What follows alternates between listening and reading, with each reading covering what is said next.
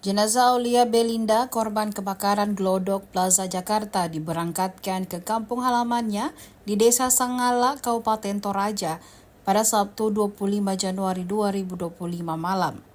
Jenazah diberangkatkan menggunakan ambulans dari rumah duka di Jalan Maluruki 6, Kecamatan Tamalate, Makassar. Pantauan Tribun, pukul 22.45 waktu Indonesia Tengah, ratusan pelayat melepas pemberangkatan jenazah. Sebelum diberangkatkan, dilakukan prosesi ibadah pelepasan dan pemberkatan. Pelayat yang hadir tampak khusyuk mengikuti sejumlah rangkaian ibadah, juga memanjatkan doa. Setelah rangkaian ibadah usai, peti jenazah almarhum masukkan ke dalam mobil ambulans. Herman, paman almarhum, berharap agar perjalanan tersebut lancar hingga ke tujuan. Aturan saja di gereja, jadi malam hari ini kan sudah ada ibadah pelepasan di sini ya. Jadi di sana ya tinggal diselesaikan saja penguburannya. Rencananya Iya. tiba di Toraja itu jam berapa kira-kira, Pak? Wah, jamnya kita tidak tahu. Apalagi situasi kayak begini katanya hujannya.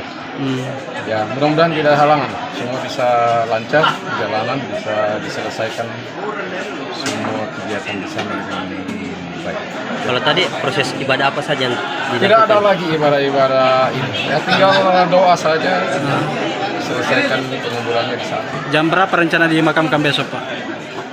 Saya belum tahu pasti ya, karena tergantung dari dinamika di gereja yang di sana. Sudah diserahkan selesaikan. Kalau ada perkiraan jamnya, Pak, Perkiraan jam saya tidak tahu, saya tidak mau berandai-andai. Ya, jadi mudah-mudahan semua sesuai ininya, tidak akan lama, tentu kan besok hari Minggu ya.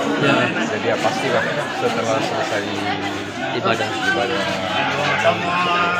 Berarti Kalau tadi apa saja yang dilakukan di sini, Pak? Apa saja yang normal rutin saja, ibadah, penghiburan,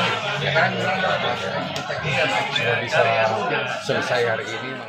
Download Tribun X sekarang, menghadirkan lokal menjadi Indonesia.